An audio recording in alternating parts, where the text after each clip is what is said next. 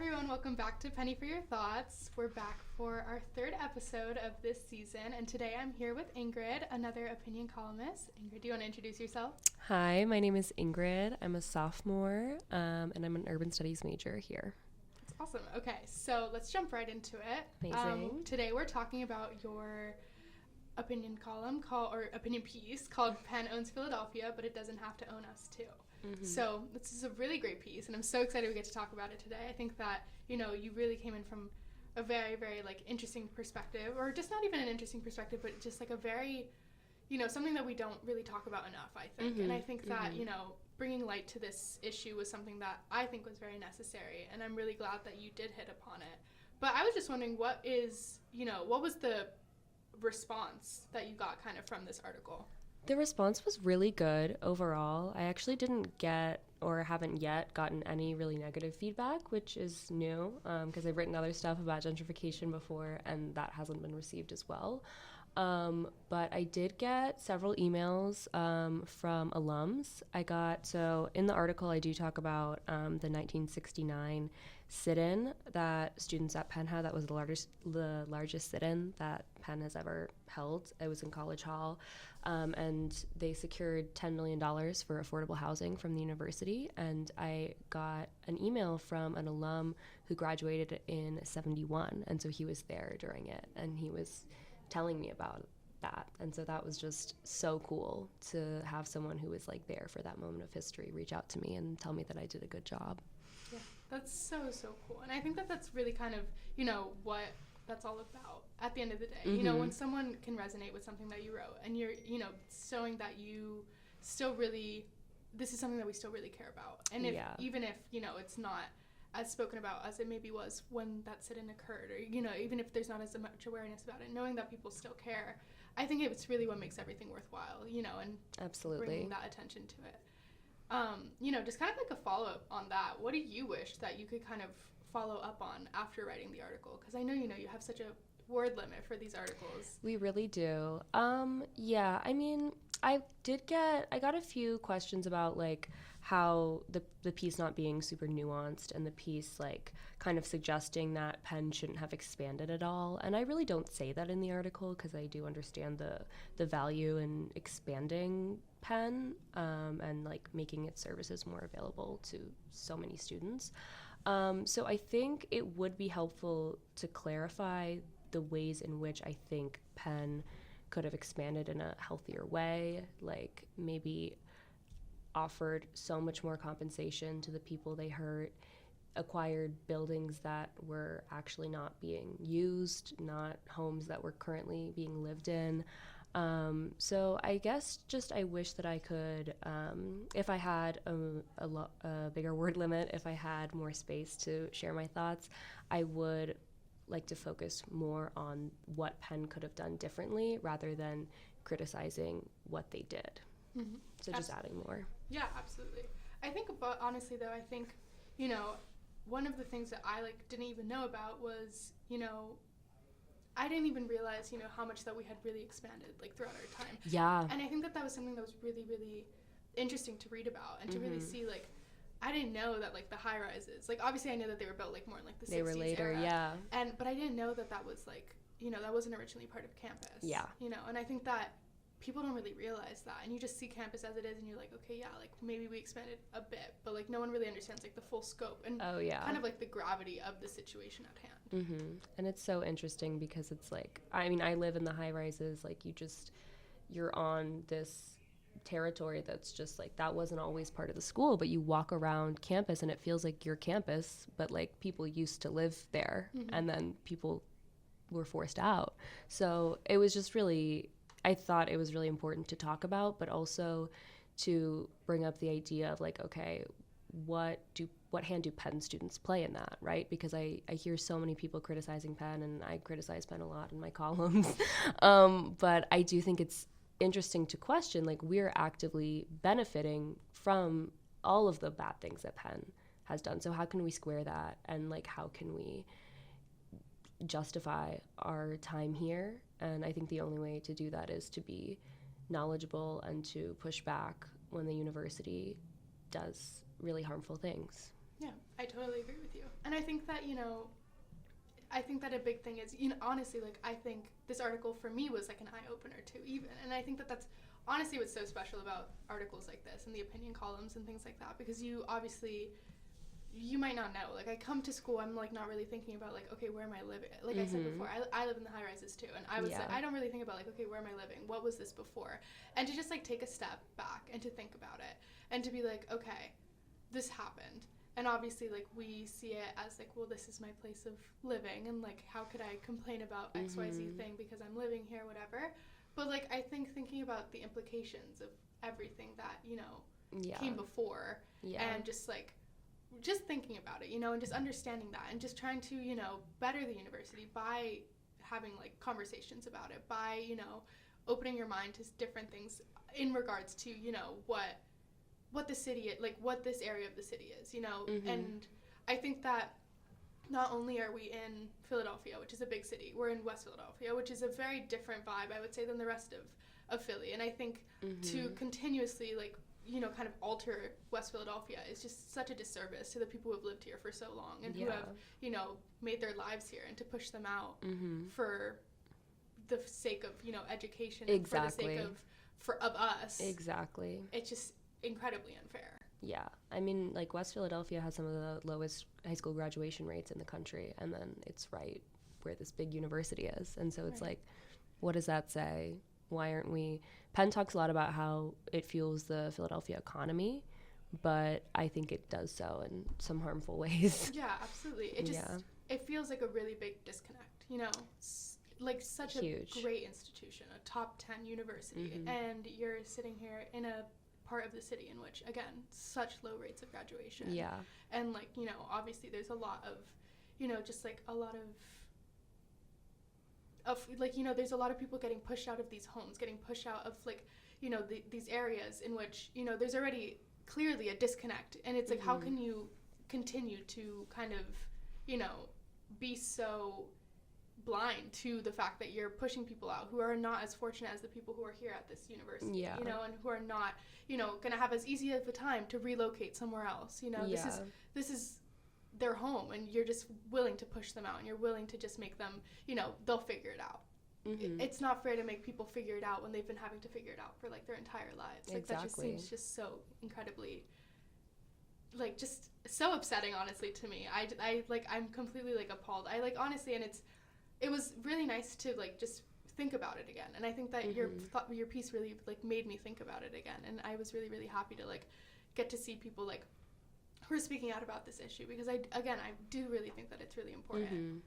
Absolutely. I think researching it was just really cool for me, and there was so much stuff. I mean, I would have loved to do, like, a deeper dive into the history. I only spent a few paragraphs on the history because I wanted to talk about here and now and what students are doing here and now.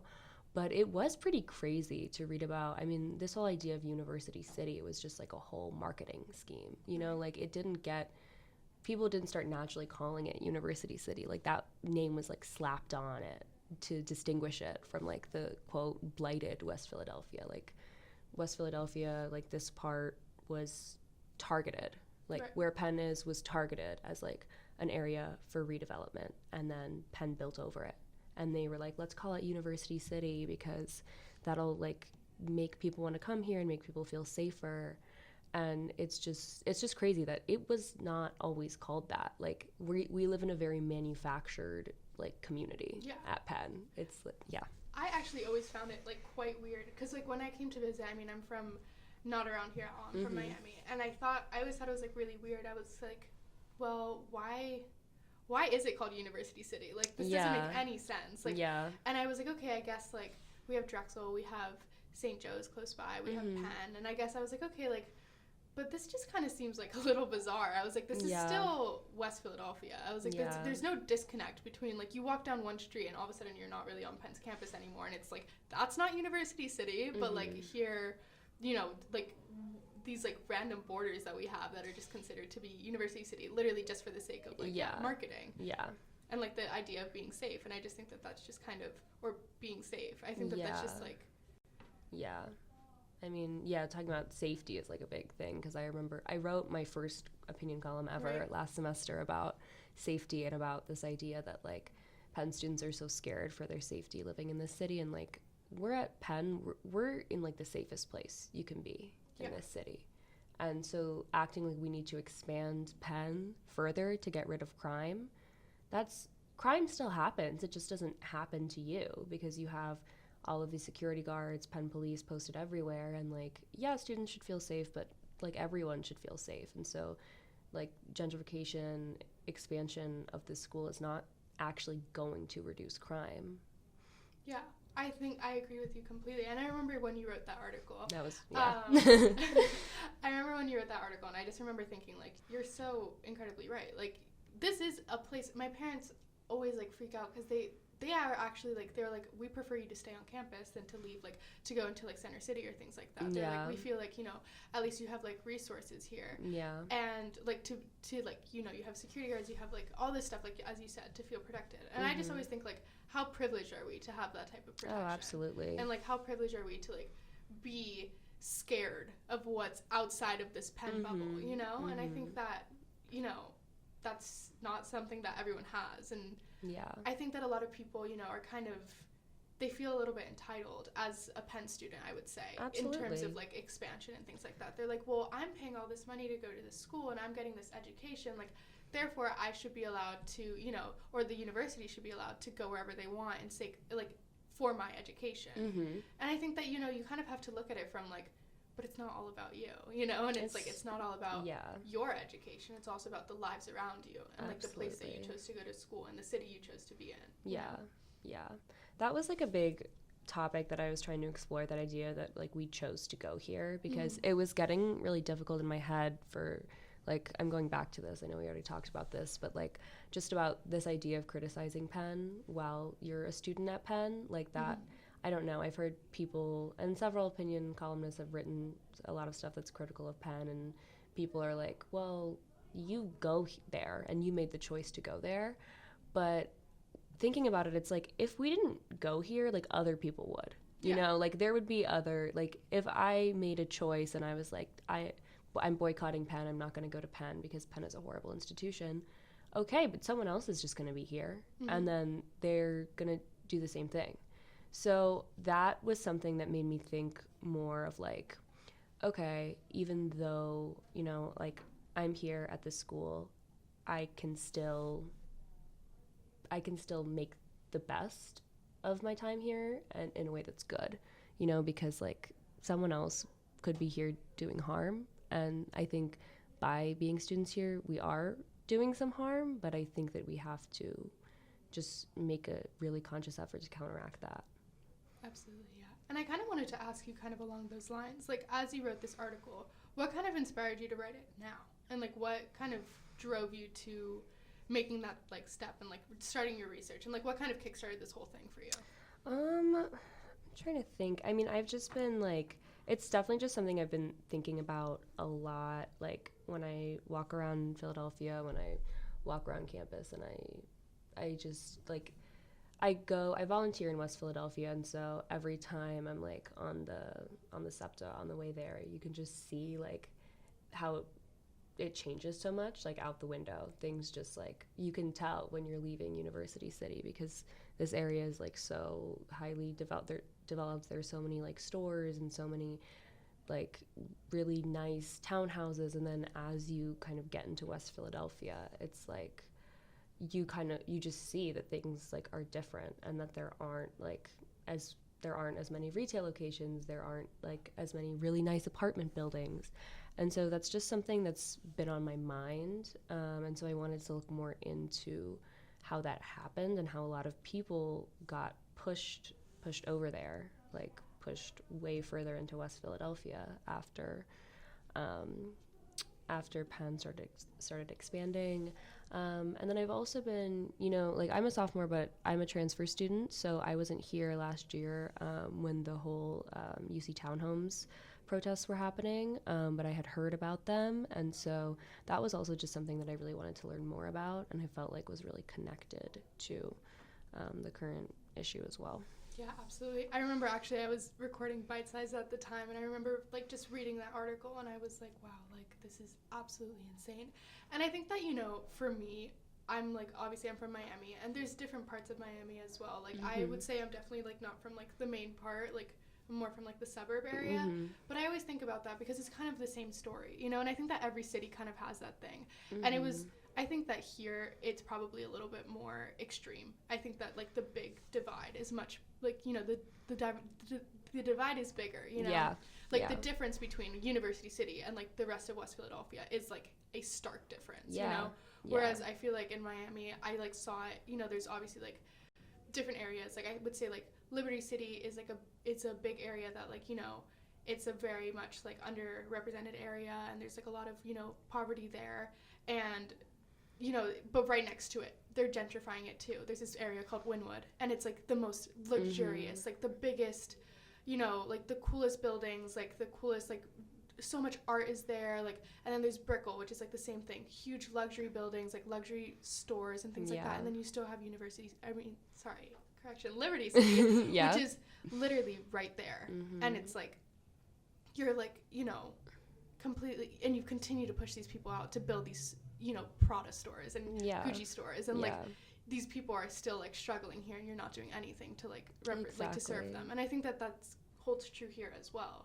You know, again, huge endowment at the school. I know we talked about it. Like this is a very, very, very wealthy school, and you're doing nothing. You're doing nothing to help these people except push them out and to make them feel more and more isolated and more and more like kind of, you know, at a loss of like what to do, because like you're pulling people out of their homes. Period. And that's the thing, if you want to make this community better, you have to work on integrating the community like within Penn. Like this isn't just our school. Like you need to work on bringing people into this community and reinvesting in the communities around Penn. Like Penn has so much money. Penn could do so much they could fund so much more affordable housing. They could make this community so much safer by doing that. Like they want to keep us safe, so they like they guard off like the whole campus.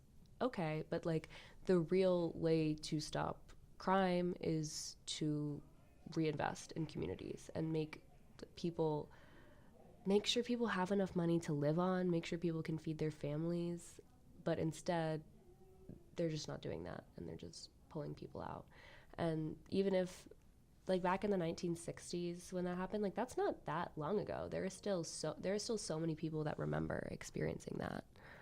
So when I was doing my research, there was a lot of that, a lot of interviews with residents who used to live where we go to school now. It's just crazy. That is so crazy. And I honestly, like, I think it's so funny because my mom was actually born in Philadelphia. Oh, yeah? She was born at a Penn Med hospital, actually. Wow. Before she moved, like, she moved all over the place. I think she was in Columbia for a bit and then went to Miami after a while, like, just all over the place. But I remember my grandparents, when I said I was going to Penn, and they were like, shut up. Like, we used to go and, like, walk by Penn all the time. They're like, but it wasn't, like, that big of a school. Like, I showed them, like, pictures, and, like, they always like to see, they're like, oh, like, where are you living? Like, where's your dorm? Like, whatever. And they remember the quad, because the quad was there long before they were there. And then they were, like, they lived here probably in the 60s, right around the time, like, the high-rises probably went up. And they're like, oh, we don't really remember that. Like, that's new. And then I would, like, show them, and they're like, we want to come and we want to see it. Like, we feel like it probably changed so much since we've been here. And I was like, oh, absolutely. But they were like, we would always be nervous to, like, go to that area because, you know, there was just still so many, like, you know, like, there wasn't a lot of development within Penn. And they were like, and it wasn't, like, the safest space. And they were like, but we kind of, they always wonder, they're like, what does it look like now? You know, like, how much has it changed? And I think that that's, like, something that was really cool to, like, kind of think about, or, like, just interesting to think about. It's just, like, it changed so much within the time that my mother was born to now. You know? And the school is so old. So I can't even imagine how much has changed, like, throughout the time.